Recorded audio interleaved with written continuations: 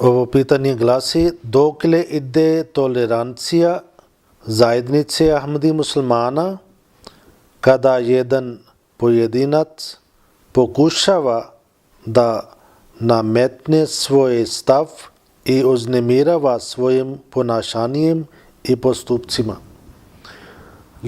Razni su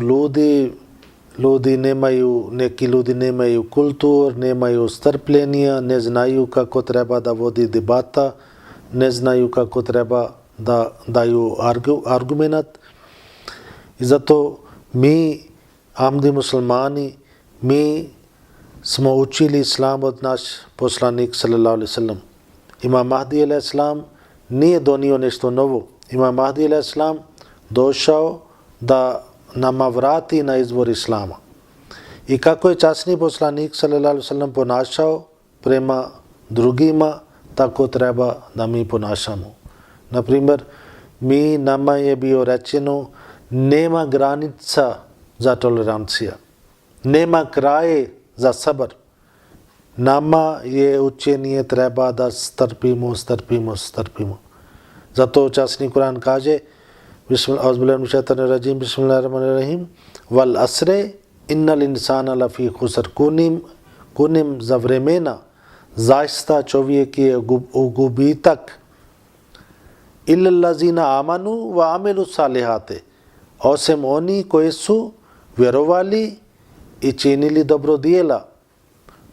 Vatavasaw bil haqqi vatavasaw bis sabr, i oni koji su međusobno dali su savjet za istinu i dali su savjet za sabr.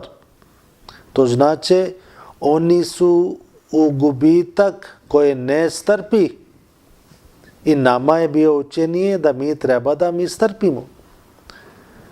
I ako jedan čovjek uopšte neće da sluša naš argument, onda mi treba da odvojimo od takve osobe. Časni Kur'an fino kaže, ako ljudi oni malo važaju Boga i Božje znakova, ako ljudi pričaju protiv naš vjerovanje, ako ljudi psuju naši dragi ovi duhovni vođe, običani Mesija alejhi selam dolazi od Boga, on je Božji halifa, Allah njega poslao. I ako neko ponaša kako ste pitali, onda mi treba da odvojimo od njih. I dok oni ne promeni sebe. I ako oni promeni, ako oni poštovaju, onda mi možemo ponovo da pričamo sa tih ljudima. Ovo svijet je veliki. Ne smijemo da guramo uvijek, na primjer, ako je jedan zid i mi hoćemo da prođemo kroz zida, ne ide. Treba da pravimo drugi put, izađemo od druge strane. Ima dosta ljudi, dosta je, svijet je veliki. Treba da napustimo takva soba i pričamo sa drugima koji poštovaju nas stav, koji hoće da čuju šta mi imamo vjerovanje.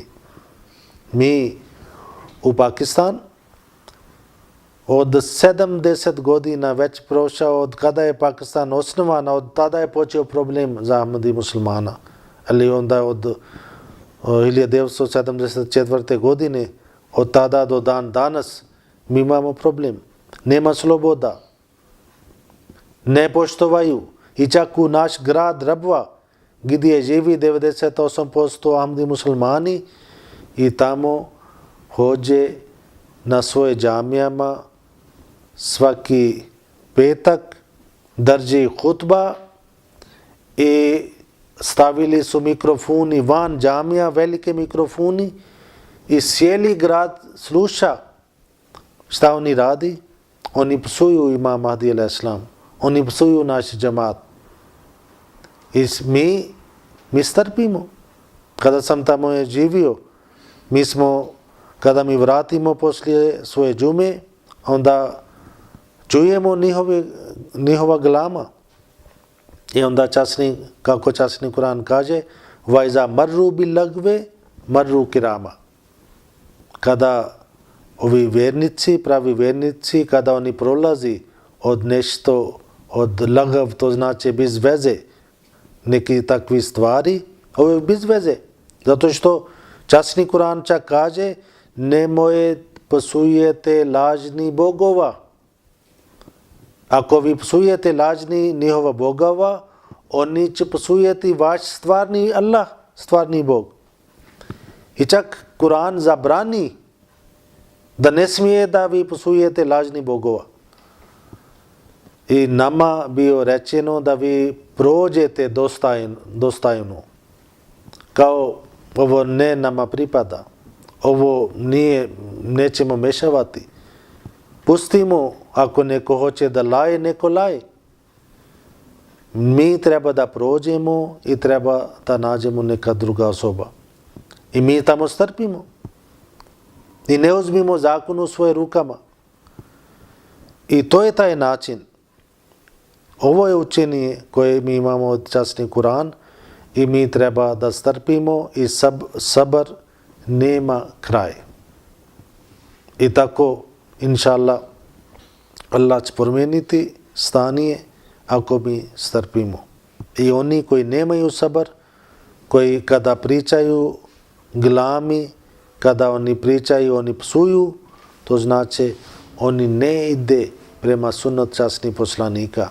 Oni ne slijedi učenje časni Kur'ana i nama je na prvo mjesto časni Kur'an i časni poslanik sallallahu alejhi ve sellem i mi treba samo od ovo izvor treba da slijedimo. Assalamu alaikum.